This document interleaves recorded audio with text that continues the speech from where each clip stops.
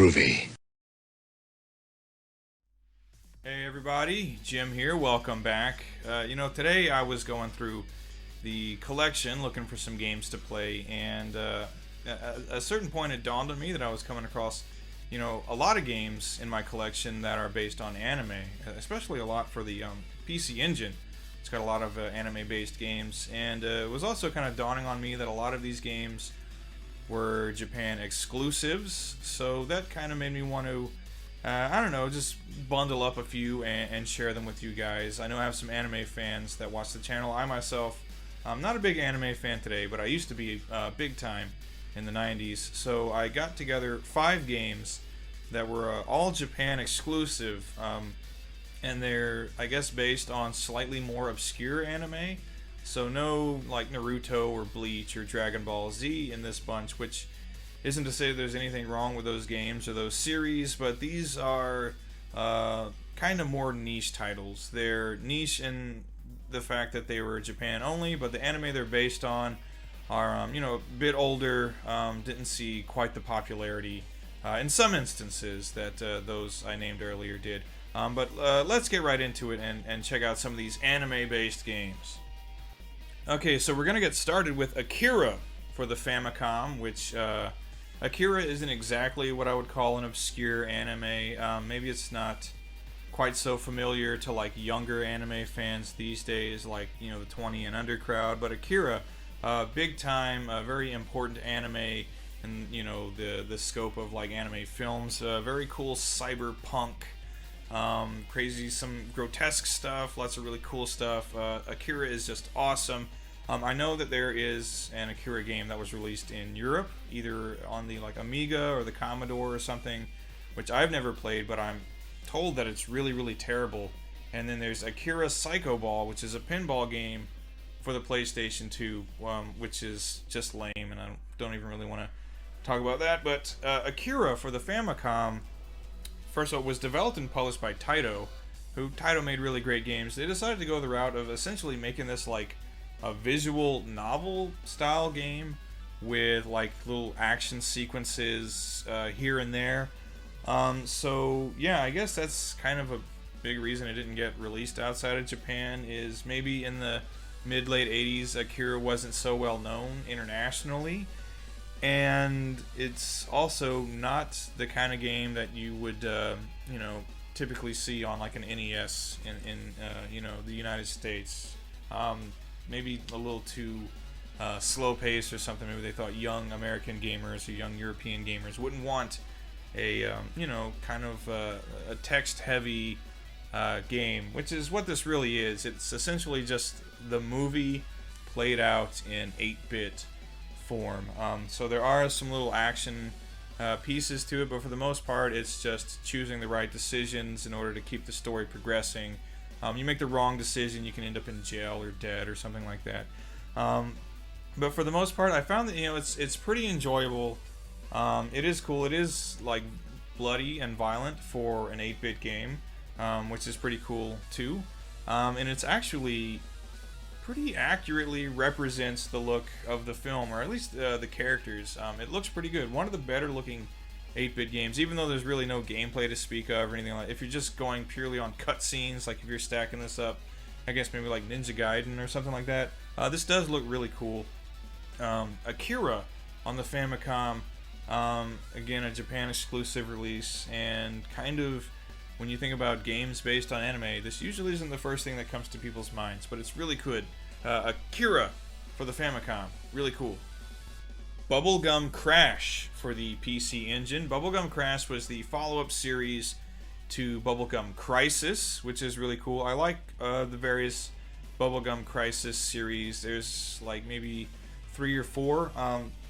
This game, a lot like, well, I don't want to say it's a lot like Akira. It's almost more like a Snatcher type game or something like that. Again, it's a very text-heavy game. There's a lot of investigating, finding items, going to different areas of the city, talk to this person, get this clue, go here and there. That's really the bulk of the game. It's not a long game. If you know where to go and what to do, you probably finish it in about an hour, but it is kind of slow. Um, Most people would probably find it a bit boring. There are some action sequences in it, but they're not very long, and they're kind of few and far between. Most of the game is spent just like talking to people and looking at things. I think maybe like a Bubblegum Crisis action game would have been pretty cool, because the whatever lightsabers or whomever, those uniforms, those robot armor things they wear are pretty cool. So unfortunately, I don't know if there is such a thing as a Bubblegum Crisis action title, but I would love to play one someday. But this Bubblegum Crash, the Bubblegum Crisis series, kind of a more obscure anime series these days. Got started back in the 80s. Not really anything that's very popular, spoken of anymore. But still, really cool series, and it is cool that at least one of the series got a game based on it. Bubblegum Crash for the PC Engine. Good graphics and good sound design. Just kind of boring gameplay, but still, it's just pretty cool. There's a Bubblegum Crash game for the PC Engine. Pretty cool. Alright, next up, City Hunter for the PC Engine. I've actually already done a full review of this game, so I will put a link to that review. This anime and manga series, really cool. I think this year or last year they celebrated like the 30th anniversary or something. But it's basically about a guy named Ryo Saiba. He's a private investigator, and that's basically what the show is. He takes on essentially missions given to him by attractive women. He's kind of a womanizer and a playboy, and he's a man who seeks excitement, or however you want to put it. But yeah, that's essentially the crux of the show. A private investigator takes on jobs from really attractive women, and he goes out, he finds criminals or kidnapped people, he shoots things, he kicks ass, and then he tries to score with chicks. It's pretty cool. This game is more or less just a straightforward action title. It's almost kind of akin to like Rolling Thunder, except each level is not like linear. You can explore each level a little bit, and essentially it's all about finding, find this person, get this item, run here, get a key, open this door, progress, and just keep doing that until you get to the boss battle. And there's like 4 or 5 missions in it. It's pretty fun, and again, I think this might be the only game based on City Hunter. I'm not 100% sure about that, but it is pretty cool. Again, these days, because it's an older anime, City Hunter a little more obscure, not so much talked about, but really cool anime and manga, a cool movie featuring Jackie Chan actually, and as it turns out, a really cool game for the PC Engine, City Hunter. Check it out. Okay, next game is one that until I found it, I wasn't aware that there was such a game. And then when I found it, I was really ecstatic because I love this series. And I guess it's a series. There are 3 OVAs, so I guess you can call that a series. Cyber City Oedo 808 for the PC Engine CD.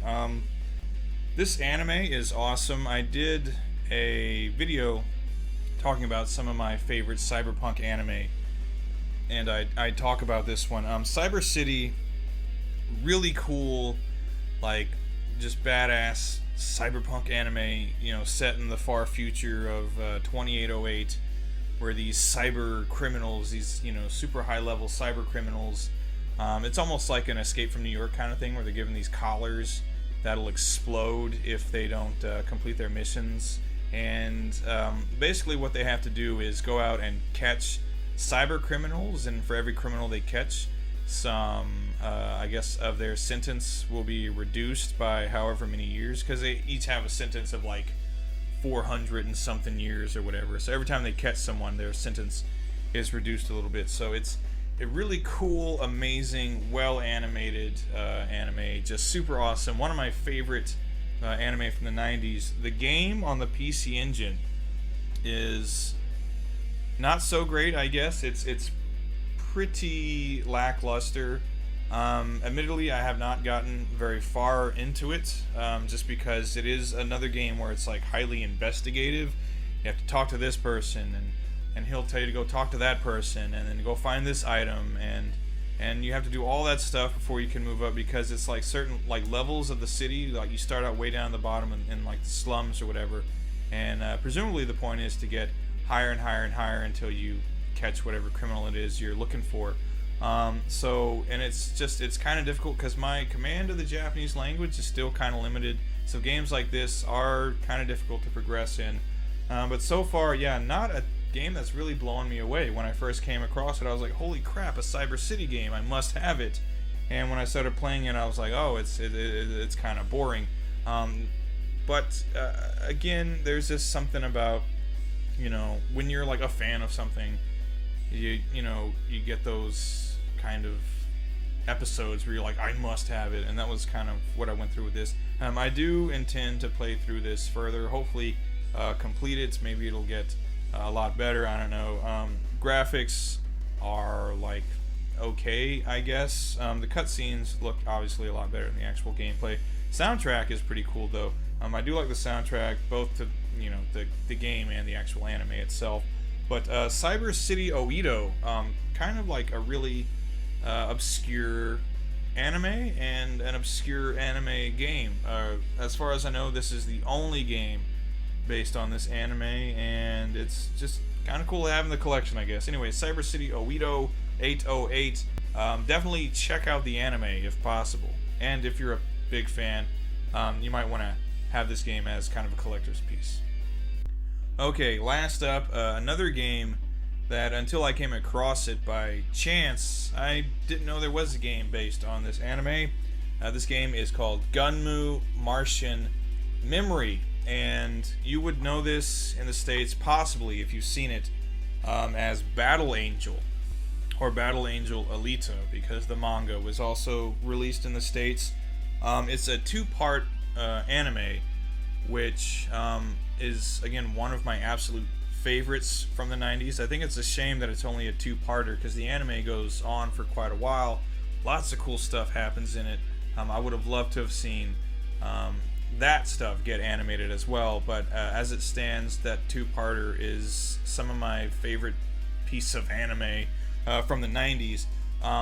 Martian Memory more or less follows the plot of the manga, like to a T. Like it follows the manga. There actually, because the anime does follow the manga, there are scenes in the game that mirror scenes in the anime, like shot for shot, which is pretty cool. When you're a big fan of something, you see it recreated in game form.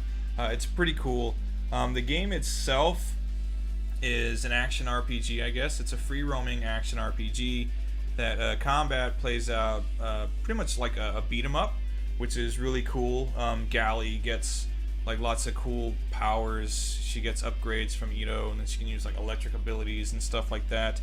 And you level up, and you get stronger, and you gain new abilities. And then there are, I guess, boss fights and other things later in the game that are not beat 'em up style. They go for like different gameplay styles to, I guess, match the plot points. There's a part in the game where Gally is, I believe the game is called Cyberball, and so Gally is, she enters the arena in the Cyberball League, and so in the game you can play Cyberball, which is pretty cool. Everyone has like rollerblades for feet, which is, I think that's pretty cool.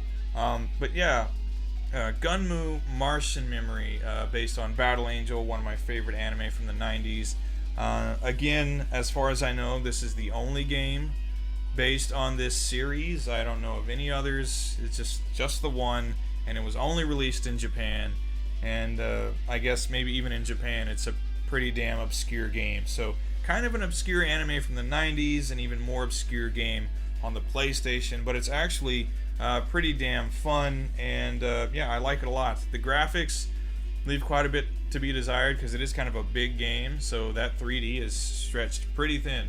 So the graphics are not that great. I do really like the sound design though, and again, the gameplay is on point. It's a beat-em-up action RPG with some other gameplay styles thrown in for good measure. Moo Martian Memory on the PlayStation, really cool game. If you can, I would say go ahead and play it.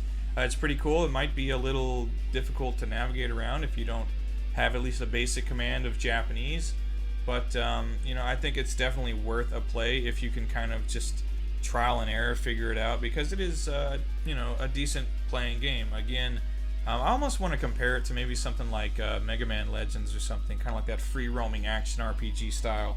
But Moo Martian Memory, worth a play, and Battle Angel is definitely worth watching, worth reading. It's some of the best manga and anime to come out of the 90s, in my humble opinion. And there you go. Those are 5 games based on anime that you may not have known existed. You got Akira, Bubblegum Crash, Battle Angel, Cyber City Oedo, and City Hunter. 5 kick-ass anime, 5 games that are pretty damn obscure. Anyway, down in the comments, hey, what are some of your favorite games based on anime? Is there some that you like that you feel are maybe like a little more obscure? I'd like to know. I'm sure everybody else would like to know too. And until next time, thanks for watching, everybody. Take care. Goodbye.